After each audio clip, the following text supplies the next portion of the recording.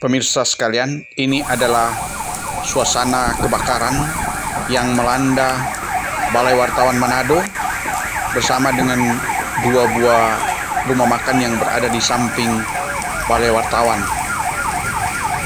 Kebakaran ini terjadi pada 13 Mei yang lalu dan atas nama Forum Wartawan Senior Sulawesi Utara, Phil Sulu menyatakan keprihatinan terhadap kejadian ini yang menghanguskan Balai Wartawan yang sangat bernilai sejarahnya bagi para wartawan di Sulawesi Utara. Namun sebelum saya lanjut dengan cerita tentang Balai Wartawan ini, saya mohon teman-teman mensubscribe channel saya ini. Salam jumpa kembali dan salam sehat bagi semua pemirsa yang mencintai channel saya ini. Saya sangat berbahagia kita bisa berjumpa lagi, dan saat ini saya ingin bercerita tentang Balai Wartawan di Manado yang baru saja mengalami kebakaran, sebagaimana kita lihat dalam video tadi. Teman-teman, Balai Wartawan ini memiliki nilai sejarah bagi para kulit tinta atau insan pers di Sulawesi Utara.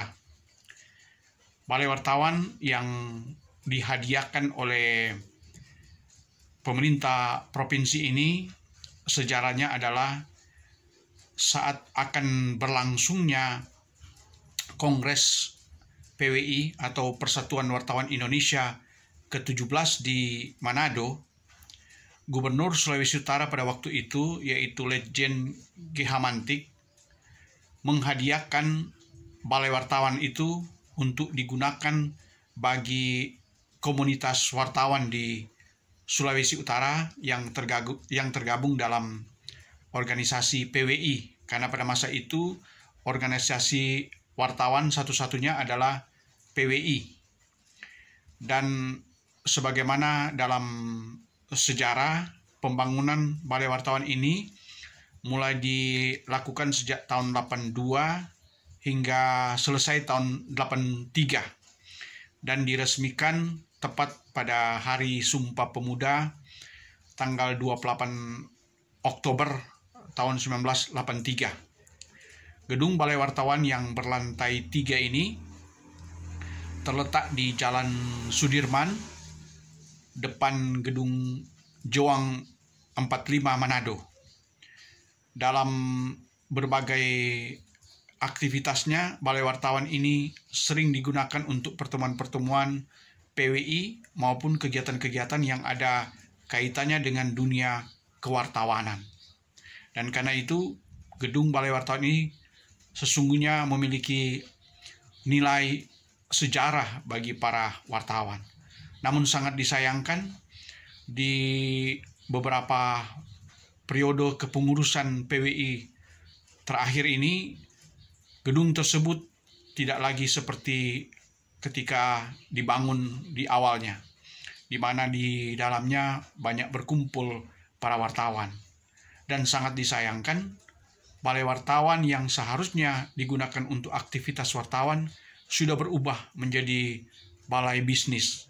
Mengapa saya mengatakan balai bisnis? Karena beberapa ruangan di Balai Wartawan justru telah disewakan, dikontrakkan kepada pihak ketiga, dan sangat miris pertanggungjawaban terhadap kontrak-kontrak itu tidak jelas.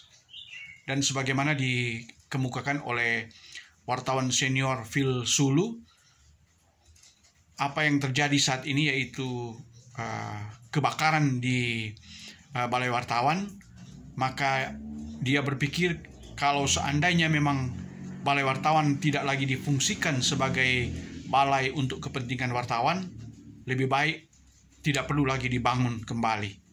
Dan untuk tanah, aset itu ia menyarankan dikembalikan saja kepada pemerintah provinsi, karena seperti yang dia nilai, balai wartawan itu tidak lagi difungsikan untuk kepentingan wartawan.